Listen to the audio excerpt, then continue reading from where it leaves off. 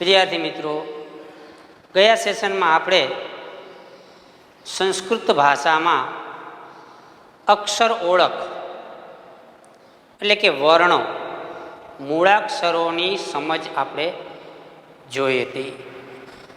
મૂળાક્ષરોની સમજ આપણે લીધી હતી. મૂળાક્ષરોમાં તમને 15 સ્વર સમજાવ્યા, 33 એના વ્યંજનો તમને સમજાવ્યા, 5 એમાં આવતા આનુનાસિકો મેં સમજાવ્યા. એ સાથે સાથે આપણે એક વંદનાનું પ્રકરણ પહેલું જે આપણે ધોરણ 7ની અંદર લીધું હતું, એમાં 2 શ્લોક મેં તમને સમજાવ્યા હતા. પહેલો શ્લોક હતો તમારો યા દેવી સર્વભૂતેષુ, અને બીજો શ્લોક હતો તમારો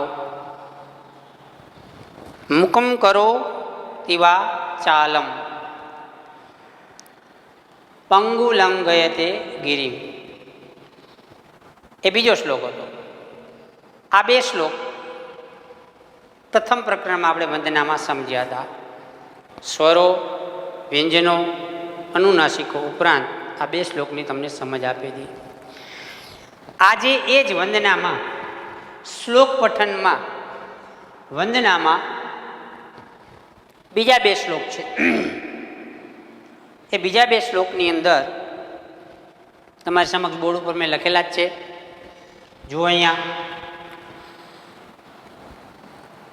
પહેલા શ્લોકમાં જોઈએ તો અહીંયા હું એને ઉચ્ચાર સાથે, રાગ સાથે કેમ બોલવાનું, આ જ રીતે તમારે કંઠસ્થ કરવાનું. કંઠસ્થ કરવાનું એટલે એને પાકો કરી લેવાનો મોઢે. પઠામિ સંસ્કૃતમ નિત્યમ વદામિ સંસ્કૃતમ સદા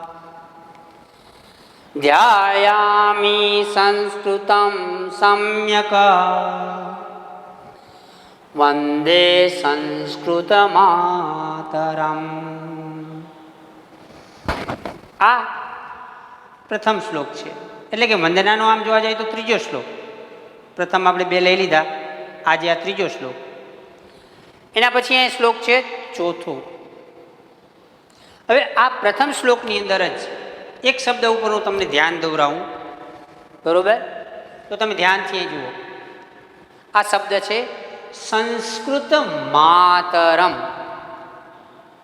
સંસ્કૃત માતા, ભાષારૂપી સંસ્કૃત માતા. એ સંસ્કૃત માતાને નમસ્કાર.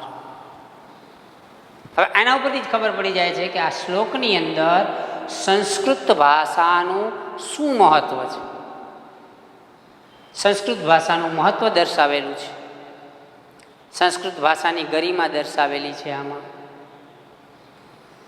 શરૂઆતથી જોઈએ તો પહેલા શું કહે છે? પઠામી સંસ્કૃતમ. પઠામી વાંચું છું, સંસ્કૃતમ સંસ્કૃત વાંચું છું,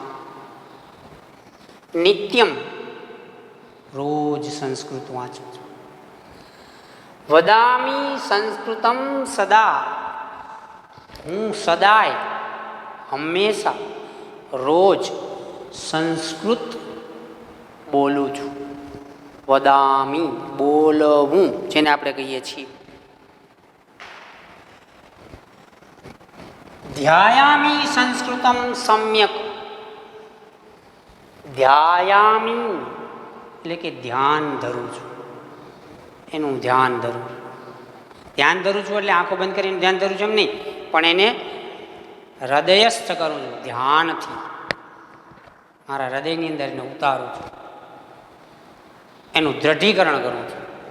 ધ્યાયામી સંસ્કૃતમ સમ્યક, એનું સારી રીતે ધ્યાન કરું છું, એટલે કે એનું દ્રઢીકરણ કરું. હું બોલી શકું એનો હું સતત મહાવરો કરું છું, પ્રેક્ટિસ કરું છું. એનો મતલબ આપણે એમ સમજીએ, ધ્યાયામી એનું હું ધ્યાન ધરું છું. એક માતારૂપી તરીકે ધ્યાન ધરું છું, જેથી કરીને એ ભાષા મને સરળ રીતે આવડી જાય. ધ્યાયામી સંસ્કૃતમ સમ્યક વંદે સંસ્કૃત માતરમ. આ શબ્દ મેં તમને પહેલાં જ સમજાવી દઉં. વંદે સંસ્કૃત માતરમ. સંસ્કૃત ભાષા, માતારૂપી સંસ્કૃત ભાષાને મારા વંદનો. અહીંયા આ શ્લોકની ગરિમા સંસ્કૃત ભાષામાં દર્શાવેલી છે. સંસ્કૃત ભાષા જોવા જાય તો આદિકાળથી આપણી ચાલી આવે છે. આ સંસ્કૃત ભાષામાં આનું મહત્વ એટલા માટે જ આ શ્લોકમાં બતાવેલું છે કે મહાભારત, રામાયણ અને વેદો, ઉપનિષદો, પુરાણો, ભાગવત, દેવી ભાગવત, શ્રીમદ ભગવદ્ ગીતા, જે કંઈ પણ આપણે પુસ્તક એ લઈએ એ બધા જ આપણી આ આદિકાળથી આવેલી સંસ્કૃત ભાષામાં રચાયેલા છે. તમને ખ્યાલ હશે કે સંસ્કૃત ભાષાની અંદર મહાભારતની રચના કરનાર ભગવાન વેદવ્યાસ, એમને મહાભારતની રચના કરી, વેદો પુરાણો અને 18 પુરાણોની રચના કરી. એ બધા જ સંસ્કૃત ભાષામાં રચાયેલા છે શરૂઆતમાં. પછી એના ધીમે ધીમે જુદી જુદી ભાષાઓમાં અનુવાદ થયા. બીજી રીતે જોઈએ તો પણ સંસ્કૃત ભાષાનું મહત્વ શું કામ વધારે? કઈ રીતે? કે ભારતની ઘણી બધી ભાષાઓ જે છે એની આ જનની છે. જનનીનો મતલબ એમ કે આ સંસ્કૃત ભાષામાંથી બીજી ઘણી બધી ભાષાઓ ઉતરી આવી છે. આ જ ભાષામાંથી બીજી ભારતની ઘણી બધી ભાષાઓ ઉતરી આવી છે, એટલે કે એમાંથી જન્મી છે. સામાન્ય રીતે આપણે શબ્દ લઈ દ્રશ્ય, દૃષ્ટિ, સૃષ્ટિ, તો આ મોટા ભાગના ગુજરાતી શબ્દો તમે જોવા જાઓ તો એ સંસ્કૃત ભાષાની દેન છે. એટલે કે સંસ્કૃત ભાષા ઘણી બધી ભાષાઓની જનની છે. ભારતની ઘણી બધી ભાષાઓની જનની પણ કહેવામાં આવે છે. એટલે કે એની મૂળ ભાષા, એની ઓરિજિન જેને આપણે કહીએ ભારતની બીજી બધી ભાષાઓનું, તો એ આ સંસ્કૃત ભાષા છે. એટલા માટે આ શ્લોકની અંદર આ સંસ્કૃત ભાષાનું મહત્વ બતાવેલું છે, ગરિમા બતાવેલી છે. પઠામી સંસ્કૃતમ નિત્યમ, રોજ સંસ્કૃત વાંચું છું. વદામી સંસ્કૃતમ સદા, હું રોજ સંસ્કૃત બોલું છું. ધ્યાયામી સંસ્કૃત સમ્યકમ, હું એ સંસ્કૃતનું ધ્યાન સારી રીતે ધરું છું. વંદે સંસ્કૃત માતર, એવી આ માતારૂપી ભાષા સંસ્કૃતને મારા વંદન.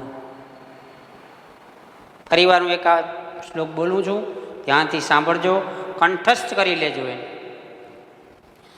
પઠામી સંસ્કૃતમ નિત્યમ,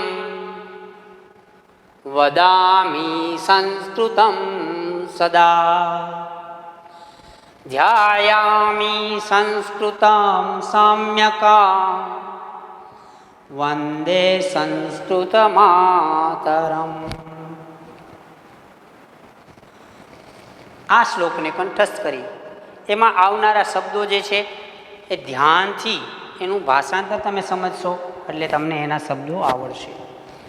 બીજો શ્લોક છે આ જ વંદનાના પ્રકરણમાં બીજું, એટલે કે આજનો બીજો અને આમ વંદનાનો ચોથો શ્લોક. તો ચોથો શ્લોક છે અહીંયા. હું ફરી આ જ રીતે બોલું છું, એકવાર શાંતિથી સાંભળજો, બરોબર? શુભમ કરોતુ કલ્યાણમ, આરોગ્યમ ધન સંપદમ,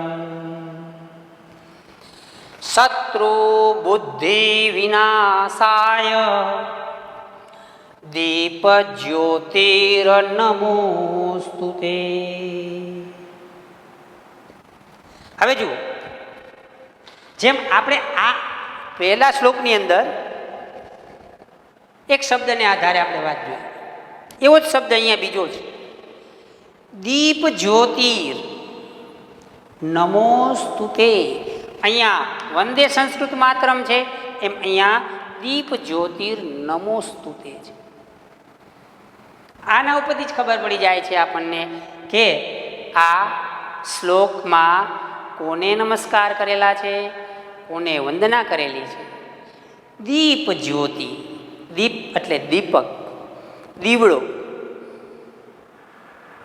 જેને આપણે સવારે, સાંજે, પ્રાર્થનાના સમયે, પૂજાપાઠના સમયે આપણે એને પ્રગટાવતા હોઈએ છીએ. એ દીવાની વાટ જે છે, એ વાટને જ્યારે આપણે પ્રગટાવીએ છીએ ને એમાંથી જે જ્યોતિ પ્રગટ થાય છે, એટલે પ્રકાશ જે છે એ જ્યોતિ, એ પ્રકાશની જ્યોતિ એટલે કે એ દીવડાની જ્યોતિને નમસ્કાર કરવામાં આવ્યા છે, વંદના કરવામાં આવી છે. શું કામ વંદના કરી છે અને કેવા આશીર્વાદ માગ્યા છે? શુભમ કરો, એટલે કે શુભ કરો, મંગલ કરો, બધું જ સારું કરો. કલ્યાણમ, કલ્યાણ કરો. આમાં પણ એ જ શબ્દ શુભમ કરો તું કલ્યાણમ. અમારું દરેક પ્રકારનું જે છે જીવન, એના કાર્યોની અંદર બધું જ કલ્યાણ થાવ, શુભ થાવ, મંગલમય થાવ, મંગલકારી થાવ. આરોગ્યમ ધન સંપદમ. આરોગ્ય, સ્વાસ્થ્ય, નિરોગી રાખો, કોઈ પણ પ્રકારના રોગમાંથી મુક્ત કરો, આરોગ્ય આપો, નિરોગી જીવન બનાવો, કોઈ પણ પ્રકારના રોગમાંથી મુક્ત કરી દો.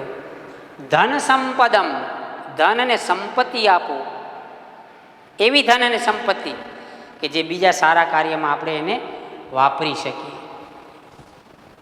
લક્ષ્મી, ધન સંપત્તિ આપણે એમ કે લક્ષ્મી, સૂરી લક્ષ્મી. આ સૂરી ને સૂરી એવી બે પ્રકારની લક્ષ્મી કીધી છે. આમ તો ઘણા પ્રકારની લક્ષ્મી હશે, હું તમને અત્યારે બે પ્રકારની વાત કરું છું. સારી લક્ષ્મી અને ખરાબ લક્ષ્મી આપણે અત્યારે સામાન્ય રીતે સમજીએ તો એવી લક્ષ્મી આપો, એવી સંપત્તિ આપો કે જે અમે બીજા સારા કાર્યમાં વાપરી શકીએ. અને જ્યાં વાપરીએ ધન સંપત્તિ, એ પણ કાર્ય આગળ વધે અને શુભ મંગલકારી બને. શત્રુ બુદ્ધિ વિનાશાય, શત્રુ બુદ્ધિ વિનાશાય. શત્રુનો નાશ કરે એવી બુદ્ધિ નહીં, પણ શત્રુ ભાવ જે છે મનની અંદર, એ શત્રુ ભાવને દૂર કરનારી, એ શત્રુ ભાવનો નાશ કરનારી બુદ્ધિ આપો. શત્રુ ભાવ પ્રગટ કરનારી બુદ્ધિનો નાશ કરો, પણ શત્રુ ભાવ નીકળી જ જાય અને કોઈ મારો શત્રુ નથી, અથવા તો મારા શત્રુનો પણ સારું થાય એવું હું વિચારું, એવી મને બુદ્ધિ આપો. મારા શત્રુનું પણ સારું થાય. શત્રુ બુદ્ધિ વિનાશાય. શત્રુનો નાશ થાય એવી બુદ્ધિ નથી માગી, સમજો. શત્રુ બુદ્ધિ વિનાશાય, મારા શત્રુ જે છે એનું પણ સારું થાય. એના વિશેના મારા જે ભાવ છે ખરાબ, મારી બુદ્ધિમાં પેદા થાય છે, એ બુદ્ધિનો નાશ કરો અને ભાતૃભાવ પ્રગટ થાય, સમભાવ પ્રગટ થાય એવી બુદ્ધિ આપો. એટલે કે શત્રુભાવ વાળી બુદ્ધિનો નાશ કરો, ભાતૃભાવ વાળી બુદ્ધિ આપો. દીપ જ્યોતિર નમોસ્તુતે. અમે તમને પહેલા જ શબ્દ સમજાવ્યો કે દીપ જ્યોતિર નમોસ્તુતે. એ દીપ જ્યોતિની સમક્ષ બે હાથ જોડીને વંદના કરવામાં આવે છે, નમસ્કાર કરવામાં આવે છે કે શુભમ કરોતુ કલ્યાણમ આરોગ્યમ ધન સંપદમ શત્રુ બુદ્ધિ વિનાશાય દીપ જ્યોતિર નમોસ્તુતે. સંધ્યાકાળે યા તો સવારે આપણે જ્યારે ભગવાનને દીવાબત્તી કરીએ છીએ ત્યારે કર્ણાટકમાં અને મહારાષ્ટ્રમાં એવી માન્યતા છે કે આવા દીપ પ્રાગટ્યો કરવામાં આવતા હોય, દીપ પ્રગટાવવામાં આવે સંધ્યાકાળે, ત્યારે આ પ્રકારની પ્રાર્થના વંદના કરવામાં આવે છે. આ ત્યાંનો એક રિવાજ છે કે જ્યારે તમે સંધ્યાકાળે એ દીપ પ્રગટાવો છો ભગવાનની સમક્ષ, તમારા ઈષ્ટદેવની સમક્ષ, એ સમયે આ શ્લોકને બોલવામાં આવે છે. ફરીવાર હું એક શ્લોકને ફરીવાર બોલું છું, ધ્યાનથી સાંભળજો, કંઠસ્થ કરજો અને શબ્દ ઉપર એનું ધ્યાન રાખજો ક્યાં કયા શબ્દનું એનું ભાષાંતર થાય છે. શુભમ કરોતુ કલ્યાણમ આરોગ્યમ ધન સંપદમ શત્રુ બુદ્ધિ વિનાશાય દીપ જ્યોતિર્નમોસ્તુતે. હે દીપની જ્યોતિ,